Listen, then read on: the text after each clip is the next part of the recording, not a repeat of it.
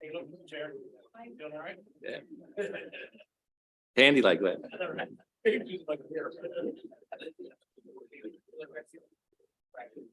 You ready, Senator Zucker? I've been ready, Mr. Chair. I know that. I know that. Ready.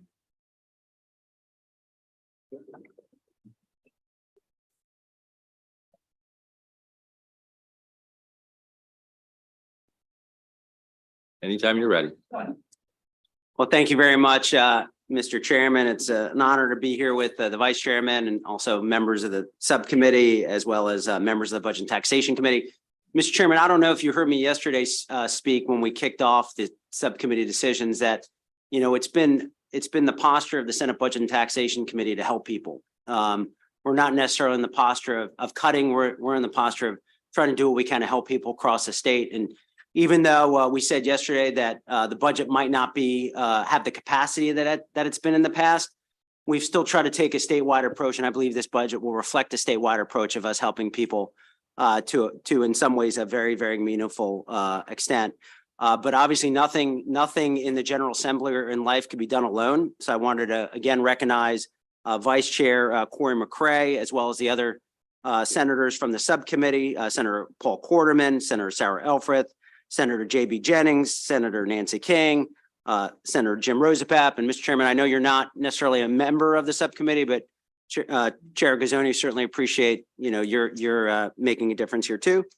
We can't do anything without our legislative team and staff. So I want to recognize Philip Anthony, Deneen Banks, Erica Schisler, and our amazing budget analysts, Sarah Baker, Jacob Cash, Harry Cook, Patrick Frank, Andrew Gray, Ryan Green, Laura Hyde, Naomi Camaro, Kelly Norton, Jacob Polakov, Samuel Quist, Morgan Smith, Samantha Tapia, and Ann Wagner. I'd also like to thank Kaylee Cannon, Kate Hayward, Brett Ogden, Hugh Norco, and Madeline Ross for their work editing this document. Mr. Chair, colleagues, I purposely separated Emily Haskell, Matthew Klein, Madeline Miller, and Shannon Sullivan from my office, who have been just extraordinary team players with this, and they've done just a tremendous job getting us to where we are. So with that, it's my privilege to start rolling out the capital budget. So on page 3 in Historic St. Mary City Commission, the subcommittee added funds for a storage facility for the Maryland Dove Ship. I want to commend Senator Bailey for his great activism and advocacy for that project. In the Board of Public Works on page 4, the subcommittee added narrative requesting quarterly reports on the renovation of 21 Guilford Avenue.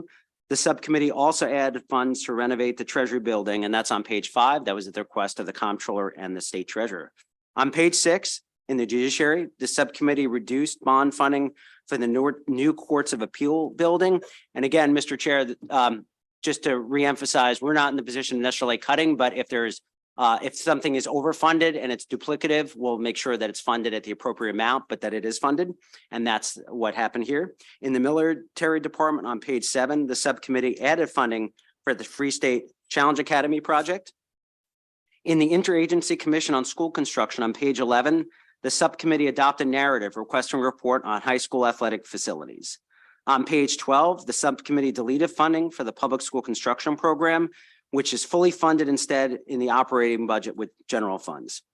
On page 13 and 14, the subcommittee added funding for the School of Dentistry project at the University of Maryland Baltimore campus and a graduate student housing project at the University of Maryland College Park campus. I want to commend the Vice Chair on his activism on there, and I know it's going to be a great. A great project, and it has been a great project. Funding is pre-authorized for these projects later in the report, including 2 years of pre-authorizations for the College Park project. Colleagues, turning your attention now to page 16 in Towson University, the subcommittee increased funding for the Academic Achievement Center. Colleagues, you remember that we were all in last year, and that continues to be the case. For the University of Maryland Eastern Shore, the subcommittee increased funding for the radio tower project on page 17. On page 18 and 19, the subcommittee added funding for projects at the Frostburg State University and Coppin State University. On page 20, the University of Maryland Global Campus, the subcommittee increased funding to renovate the Adelphi building. On page 21, the subcommittee increased funding to deferred maintenance at Baltimore City Community College. And on page 24, for Morgan State University, the subcommittee adopted a narrative requesting a report on the Lake Clifton redevelopment plan and added funds for the concrete laboratory. Mr. Chair, colleagues, that was what they had as one of their top priorities, and we wanted to make sure that we were responsive. In the Maryland Department of Environment on page 26, the subcommittee increased funding for the Zero Emission Vehicle Bus Transition Fund. Actions pertaining to the miscellaneous grant program begin on page 27 and continue through page 170. This includes funding for the Maryland Independent College and University Association, where the subcommittee increased funding for 3 projects and amended the matching requirements on pages 28 through 30.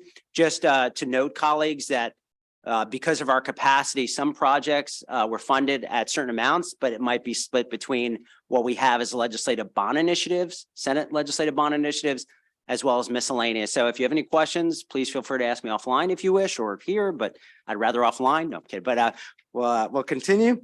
In addition to the subcommittee added funds to 2 of the governor's miscellaneous projects and 18 of the miscellaneous projects added by the House. The subcommittee further added an additional 190 miscellaneous grant projects. So as you can see, we took a statewide approach. On page 171 for the Maryland Hospital Association, the subcommittee increased funding for 2 projects under the private hospital grant program. Actions pertaining to local Senate legislative and local Senate bond initiatives, if you know, appear on pages 189 through 203. Pages 207 through 226 pertain to pre-authorizations for future fiscal years. This includes pre-authorizations already noted for the university projects.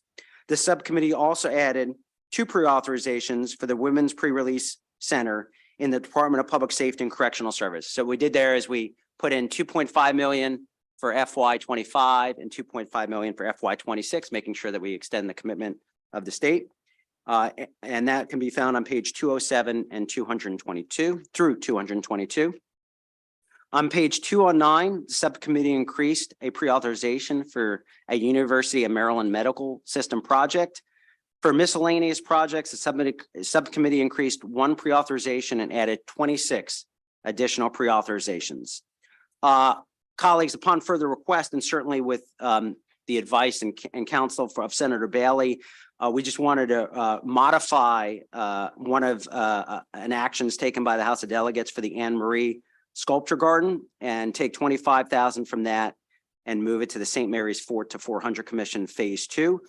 In addition, colleagues, I have a goldenrod page. It's regarding the Maryland State Library Agency. It's just to do a study on statewide infrastructure on library agency, and I would certainly move for us to adopt that. And then prior to us moving adoption of this, Mr. Chairman, we all have even though we work full time in the legislature, it's a part-time job, so some of us have possible conflict of interest. So I just wanted to make sure that before we move adoption, we separate those actions regarding Shepherd Pratt. It doesn't mean that the value of these aren't important, but just in case someone wants to take the rule. And with that, I would move adoption with the Shepherd Pratt separated for now. I would first say, let's vote on the Shepherd Pratt piece. Okay, well, let's first make sure we have any questions. Yes, On the sure. report. Any questions from anyone? Senator Jackson? Thank you, Mr. Chairman. Mr. Chairman, we spoke about a couple of matters, and I believe it, as I peruse through the miscellaneous, that's probably where I'll find the matters we spoke of. Mr. Senator, I have all your projects memorized, so they are all in both LBI miscellaneous and then you've been a champion for the Southern Maryland MedStar, Yes. and that could be found in the pre-authorizations for 2 million FY25. Do appreciate it. Thank you, Mr. Chairman. Memorize, huh? Yeah. And he does. He does. He does. Not a joke. He does. Okay, any other questions about the report? Okay, so we have a motion on the Shepherd Pratt component of the budget. All those in favor, let's raise your hands. Senator Benson. Okay, and I'll take the roll. Okay. And now with that separated, I would I would include it in and move adoption of the subcommittee report as amended. All right, any final questions? Okay, all those in favor? Hands up, please. Thank you all very much. Congratulations. Whew. It was a great job. And that was pretty fast too. We had planned for up to an hour. So that was pretty good. Right. That's right. So, well, thank you. Extraordinary job by the chair and the committee, the subcommittee, and all the staff. We thank you all very much for getting us to this point. With that, that's going to conclude this part of our day. I was not going to do any voting, but I think we were going to just handle one issue that was sort of hanging from yesterday. But we are done with the Capitol.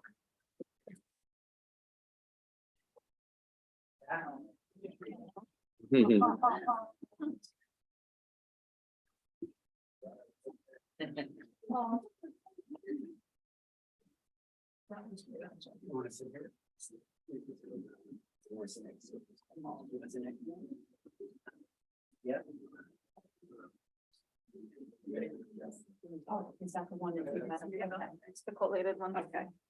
Thank you. You want to sit there? You want to sit It's going to be your show. there? Right? It's going to be your show. What's my show? It will be. That never occurred to me. It's just, this is what I was wondering. Just you hit some notes. Yes, I'm grateful for all your notes. Yes, thank you. So I was thinking about it. Thank you.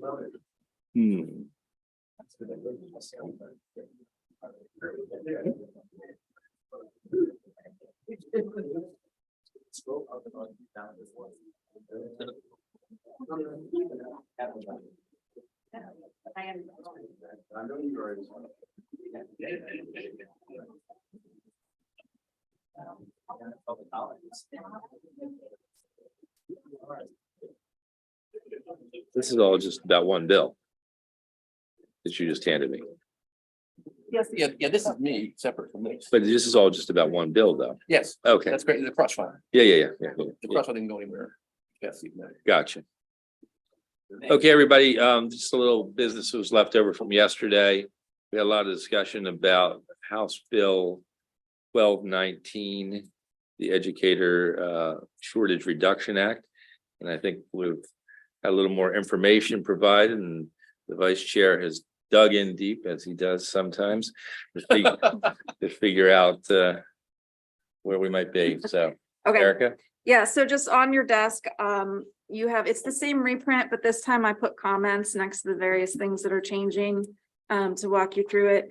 The next thing you have, which we didn't get to yesterday, are some amendments that came to Tripoli a little late to make it into the reprint.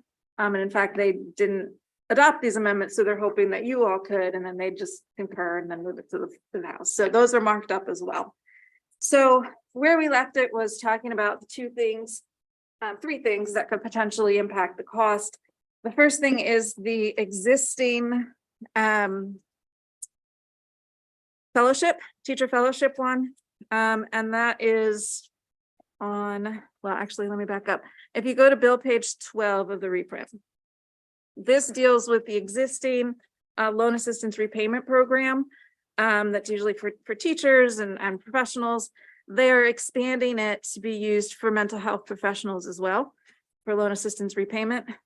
It's not a mandate. LARP is not an entitlement. It's not a mandate. It's expanding who can receive the benefits. In section 19 of the budget bill, $5 million was added to this program in anticipation. It's contingent on this bill, so therefore in anticipation that more funds will be needed to handle this expansion. They are in the fiscal 2024 budget. The next provision is, it starts on page 16. This is the existing teacher fellows, other than some various policy type changes that they do to it. The funding is on bill page 21. Current law is $18 million. Under these amendments, current law would remain $18 million for this program. So because that's current law, there's no fiscal impact of that part. Again, on page 23, this is the new program that deals with stipends. And there is an overlap between what's in this reprint and the standalone amendments, which I've marked up to show what a reprint would look like if those were incorporated. So the idea of this new program is it provides stipends as a person is moving through the continuum of becoming a teacher. That's why there were multiple stipends. On page 25, this is the first one. It's referred to as an initial stipend. Would be available while they're in college. The amendment, one of these standalone amendments, actually adds some language here in line 21 that would mean that this stipend would only be available through the 2025-2026 school year, effectively a 3-year sunset for the stipends, more like a pilot program. On the next page of the reprint, the amendment struck this second stipend, which would have under certain circumstances been a continuation for multi-years of the first one. And then on page 27 of the bill, this is the one, and yesterday I must have been cross-eyed and missed on line 23 that while yes, it is a stipend, it says up to $20,000. So that's not really an entitlement. It can be any dollar amount and subject to the budget. And again, the standalone amendment would make this provision also only for 3 years, but you can see the 3 years are skewed a little bit because this is on the second part of the continuum of a person's passage through the process. And pertinent to that, also in section 19 of the budget bill, $10 million was put into, contingent on this bill, into the fund that will then provide the stipends. So that's the reprint. And there are 3 amendments in this separate package. I went over this first one here. I did not talk about because it modifies what looks like purely policy for the first many pages and doesn't touch anything that would potentially affect a cost. On page hand numbered 7 of this packet, this is what limits the stipends to 3 years. And then the second amendment on page 9 also looks just very minimal, cleanup policy only.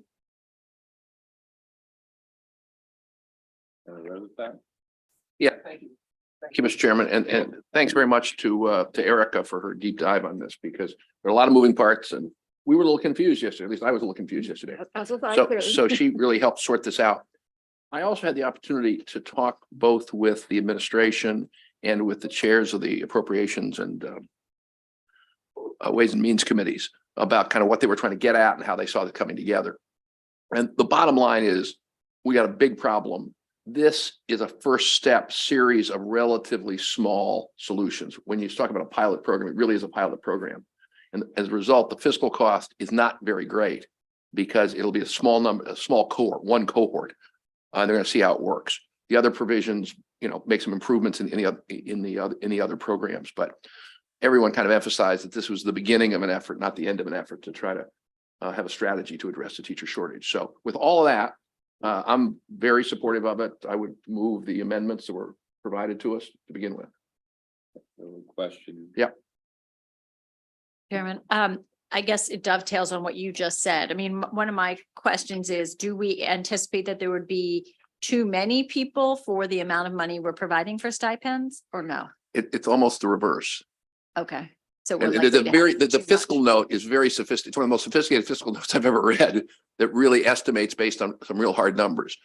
So it could be more, but looking at it, it might be less, but in any case, it's not an entitlement. So it's depending on the money in the budget. And basically we have put the money in the budget actually for the whole program, for the whole new program. So it is very fiscally conservative. Okay, I just didn't want there to be the circumstance where somebody would want to participate and then we run out of money.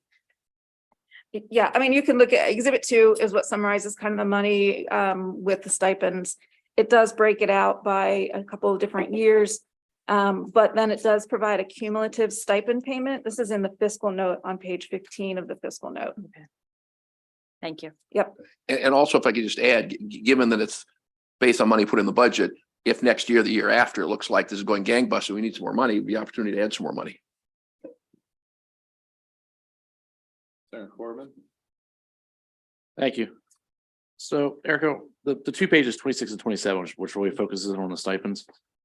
So is it 2 stipends or is it 1 stipend? Because it says the initial stipend, and I know all the language got struck for the possible annual ones, but then on 27, it talks about being eligible for an internship stipend. So do you get an initial stipend and then you get a second stipend? It came in, and Stacy's here, so she can correct me if I'm wrong. It came in with essentially 3 stipends, Uh-huh. an initial stipend, which then would have been eligible for multiple years. That part is gone now. Right. So it's just the And initial. then an internship stipend. Okay. And I know on the initial stipend, you said that MHEC determines the amount, which Correct. is still undetermined, but MHEC would do that. On the internship stipend, is MHEC also the one who determines the up to 20,000? That who determines that? That would be my understanding, yeah, particularly because it's as provided in the budget. And so it caps it at 20,000, but it could be less. All right. Thank you. And the Office of Student Financial Aid runs this whole program and manages this special fund. Further questions? Yes, Senator. How much money do we have, Mr. Chairman, how much money has been allocated for this program? What's in the budget? The 2024 budget adds $10 million for purposes of these stipends. 10 million? Correct. Thank you. It's in section 19. So I don't know if it was a governor ad or your ads. Okay. Senator Alford? Thank you, Mr. Chair. Stacy, this might be a question for you. Just, it's less of a budget question, more of an implementation question. How prepared are our state's universities to actually get this program moving?